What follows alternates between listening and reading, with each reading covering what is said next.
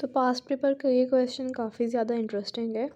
इसमें उन्होंने हमसे कहा हुआ है कि एक काइट है जो कि पॉइंट ए पे अटैच्ड है और उसकी जो स्ट्रिंग है वो 20 मीटर की उसकी लेंथ है और वो जहाँ पे दूसरा पॉइंट स्ट्रिंग का एंड हो रहा है या किसी बंदे ने पकड़ा हुआ है या कोई है पॉइंट जहाँ से वो स्ट्रिंग जुड़ी हुई है, वो पॉइंट है बी। अब वो ये कह रहे हैं कि जो स्ट्रिंग है वो एक स्ट्रेट लाइन के अंदर हो गई है और जो पॉइंट बी है जहाँ से वो रस्सी जो डोरी होती है काइट की वो पकड़ी हुई है, वो पॉइंट ग्राउंड से 2 सेंटीमीटर ऊपर है। यानी कि बी पे अगर किसी ने हाथ से पकड़ा हुआ है तो मान लेते हैं कि उसका हाथ जो है वो ग्राउंड से 2 मीटर के फासले पर है, या फिर अगर किसी पॉइंट से इसको अटैच किया गया है। अच्छा, तो अब वो ये कह रहे हैं कि जो डी है ये पॉइंट डायरेक्टली ग्राउंड पर है। अब वो कह रहे हैं कि जो पॉइंट डी है वो ए के बिल्कुल नीचे है ग्राउंड लेवल पर, और ये बात तो डायग्राम को देख के अंडरस्टूड है। अच्छा, एक और बात उन्होंने हमें ये की हुई है कि जिस तरह से ये एक राइट एंगल ट्राइंगल बना रहा है उसी तरह से बी सी डी एक राइट एंगल ट्राइंगल है। तो यानी कि बी सी डी जो है वो इक्वल हो गया किसके, ए डी सी की। ये बात उन्होंने यहाँ पे मेंशन की हुई। ओके, अब उन्होंने हमसे सवाल क्या पूछा हुआ है कि हमें एंगल बी निकालना है, यानी कि हमें निकालना है ए बी सी। तो पहले पार्ट में क्वेश्चन के हमारा काम इस ट्राइंगल से नहीं है, ये हम लोग अभी यहाँ से निकाल देते हैं, हमारा काम सिर्फ इससे है। अच्छा, अब हमारे पास कुछ इस किस्म की मैंने डायग्राम उस ट्राइंगल को मैंने उस डायग्राम से सेपरेट करके यहाँ पे बना लिया है ताकि हमें आसानी हो जाए इसको देखने में। तो उन्होंने हमसे कहा हुआ है कि हम लोगों को ये वाला एंगल पता करना है, एंगल बी पता करना है। सिंस ये नॉन राइट एंगल ट्राइंगल है तो ये उतनी आसान तरीके से तो सॉल्व नहीं होगा, तो इस पे या तो हम साइन रूल लगाएंगे या हम कोसाइन रूल लगाएंगे। लेकिन हम लोग इसमें साइन रूल इसलिए नहीं लगा सकते क्योंकि अगर यहाँ वाले एंगल्स हमें पता होते तो हम इस तरह करके इसको मल्टीप्लाई कर लेते और फिर हमारा साइन रूल लग जाता। बट प्रॉब्लम ये है कि अभी हमें ये दोनों ही नहीं पता और हम लोगों को अभी ये एंगल निकालना है। तो हम लोग यहाँ पे जब भी हम देखते हैं कि साइन रूल नहीं लग सकता, हम ऑटोमेटिकली समझ जाते हैं कि यहाँ कोसाइन रूल लगेगा। तो कोसाइन रूल का जो फॉर्मूला है वो जब हम लोग 1 से 2 मरतबा क्वेश्चन में यूज़ करते हैं तो वो हमें समझ में आ जाता है। लेकिन उसके लिए एक जो पहला स्टेप आपने करना होता है कोसाइन रूल लगाने से पहले, वो ये करना होता है कि जो भी आपको एंगल चाहिए, जैसे कि हमें वो एंगल बी चाहिए, तो उस पर्टिकुलर एंगल की बिल्कुल सामने वाली जो साइड होती है ना उसे हमने सेपरेट कर देना, यानी कि इक्वल टू के पहले लिखना होता है। तो हमारे पास यहाँ पे ए सी जो लाइन है वो एग्जैक्टली एंगल बी के सामने पड़ रही है, तो हम लोग इसको सेपरेट करके रख देंगे। ये हमारे पास इसका हो गया फॉर्मूला। इसके बाद हम लोग वैल्यूज़ पुट कर देंगे। तो जो हमारे पास जो ये ए है ये वही साइड है जो हमने शुरू में सेपरेट की थी। तो हमने साइड कौन सी सेपरेट की थी, हमने सेपरेट की थी ए सी। तो अब ए सी पे क्या है, ए सी पे हम लोग वैल्यू पुट कर देते हैं। ए सी पे लिखा हुआ है 21.3 और इसको फिर हम करके स्क्वायर कर लेंगे। फिर उसके बाद जो है वो बी और सी वो जो रिमेनिंग साइड्स थी जो हमने सेपरेट नहीं की थी तो वो हमारे पास थी 20, स्क्वायर में डाल देंगे इसको। उसके बाद हम लिखेंगे प्लस और फिर वो 2 जो ग्राउंड डिस्टेंस था ना वो, उसके बाद माइनस 2 को हम फिर मल्टीप्लाई करवा देंगे वही ए और बी की वैल्यू से।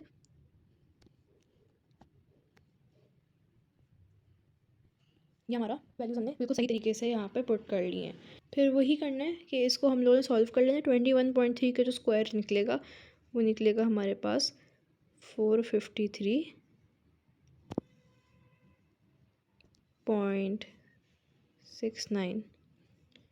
उसके बाद जो है जब हम इन दोनों को प्लस करा देंगे आपस में तो हमारे पास आंसर आएगा 404। फिर उसके बाद 2 2 ज़ा 4 होगा हमारे पास, फिर 4 20 ज़ा 80 हो जाएगा हमारे पास। तो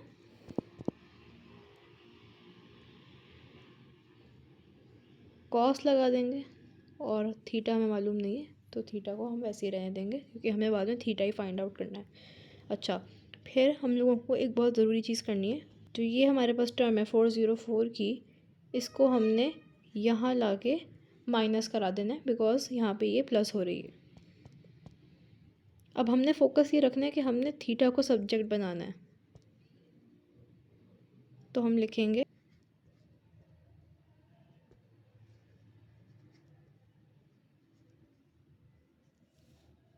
इज इक्वल टू -80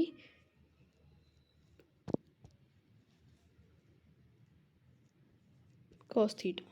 फिर हम लोग जब इसको सब्ट्रैक्ट कर लेंगे तो हमारे पास आंसर आएगा 49.69। हमारे पास यहाँ पे आंसर आ जाएगा इस तरह से।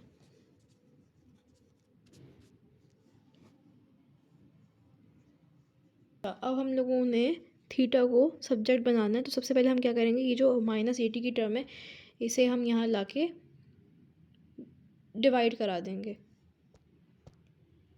क्योंकि वहाँ वो मल्टीप्लाई हो रही है। तो हम लिखेंगे 49.69 -80 है ना, तो ये यहाँ माइनस लग जाएगा 80। अच्छा, उसके बाद हमारे पास रह गया cos थीटा। अब थीटा को अकेला करने के लिए फाइनल स्टेप ये है कि हम cos को यहाँ लाके इन्वर्स कर देंगे। तो 49.69/80 हम लिखेंगे cos और हम लगा देंगे इन्वर्स और उसके बाद थीटा।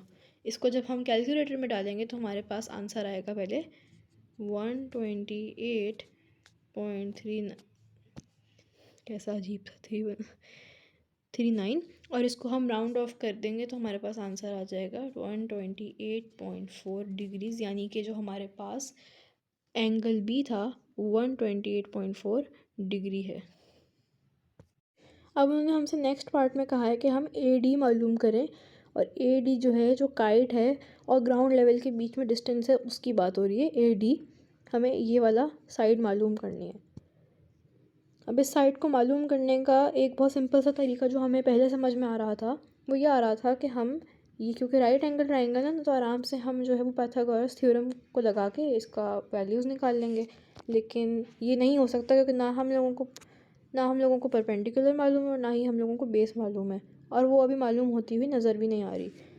तो हम थोड़ी देर के लिए पॉज होंगे और हम देखेंगे कि हम क्या कर सकते हैं। मे बी हम लोगों को ये साइड कुछ काम आ जाए, और जो हमने पार्ट ए में आंसर निकाला था शायद वो हमारी इस सवाल में मदद करे।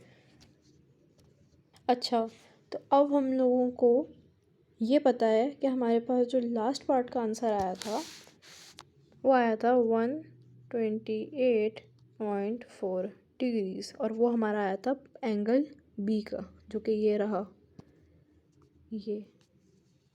तो शायद हमें वो यहाँ पे कुछ हेल्प कर सके। अच्छा, अब हमें पता है ये बात कि ये जो है वो एक स्ट्रेट लाइन है, तो हमने सपोज़ कर लिया कि यहाँ पर भी एक स्ट्रेट लाइन बनी हुई होगी। अब अगर हम इन चीज़ों को थोड़ा सा टिल्ट करके देखें तो ये एक स्ट्रेट लाइन है जिस पे एंगल बी जो है वो हमारे पास है 128.4। यहाँ पे इतना ठीक से नज़र नहीं आ रहा, बट हाँ 128.4 हमारे पास यहाँ पे आंसर है। तो मे भी अगर हम कुछ ऐसे अपना सिचुएशन को व्यू करें, तो अगर हम लोगों को इस राइट एंगल ट्रायंगल की वैल्यू मालूम हो जाती है तो फिर हमारे लिए इस वाले पे वर्किंग करना आसान हो जाएगा। अब ये थोड़ा अच्छा लग रहा है। तो हम लोगों को यहाँ का एंगल चाहिए ना, तो उसके लिए हम देखेंगे कि ये एक स्ट्रेट लाइन है, विच मीन्स ये इसका जो टोटल है वो 180 डिग्रीज़ है। तो 180 डिग्री में से अगर हम 128.4 माइनस करेंगे डिग्रीज़, तो हमारे पास आंसर आ रहा है 51.6 डिग्री। अच्छा, तो अगर हम गौर से देखें तो अब हमारे पास कुछ हद तक अब वैलिड इतनी इन्फॉर्मेशन हमारे पास अब मौजूद है कि हम लेंथ आराम से निकाल सकें। तो हमें पता है भाई जो ए डी की लेंथ होगी वही यहाँ तक की भी लेंथ होगी। हमारे पास अब डिग्री निकल आई है कि ये 51.6 है, और हमारे पास इस जगह का हाइपोटेन्यूज 20 निकल के आया हुआ है। तो हम आराम से कोई ना कोई ट्रिग्नोमेट्रिक रेशो का रूल अप्लाई करके ये फाइंड आउट कर सकते हैं कि यहाँ से लेकर यहाँ तक की लेंथ कितनी है, यानी कि इस एंगल का एडजेसेंट कितना है। जो भी इस जगह का आंसर आएगा उसमें हम 2 ऐड करके यहाँ की वैल्यू मालूम कर सकते हैं। और ये कैसे होगा ये अभी फर्दर आके समझ में भी आ जाएगा। तो हमारे पास वहाँ पे एंगल कुछ इस तरह का बन रहा था और यहाँ पे लेंथ थी। हाइपोटेन्यूज हमारे पास था 20 और यहाँ का जो हमने एंगल निकाला था वो था 51.6। हाँ, हमारे पास ये जो इन्फॉर्मेशन है इसके थ्रू हम लोगों को यहाँ की वैल्यू पता करनी है और हमें ये भी पता है कि उसके नीचे जो पॉइंट था वो 2 मीटर्स था, जो हमने बात की थी ना कि जो ये AD जो पॉइंट है इधर हम लोग वैल्यू मालूम कर लेंगे यहाँ पर जो निकलेगी उसमें 2 प्लस करके। तो अभी ये चीज़ क्लियर हो जाएगी। जब हमारे पास हाइपोटेन्यूज मौजूद होता है और हम लोगों को एडजेसेंट पता करना होता है तो वही यूज़ कॉस थीटा। तो हमारे पास एंगल ऑलरेडी गिवन है विच इज़ 51.6। तो हम लिखेंगे यहाँ पे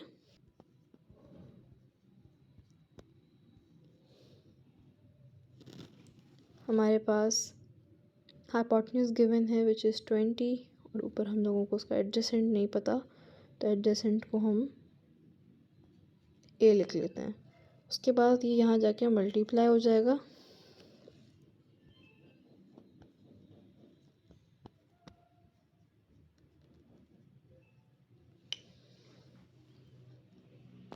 इसके बाद हमारे पास जवाब आ जाएगा 12.4 और अब हमारे पास फाइनल आंसर कब आएगा जब हम इसमें 2 ऐड कर देंगे, यानी कि हमारा आंसर है 14.4।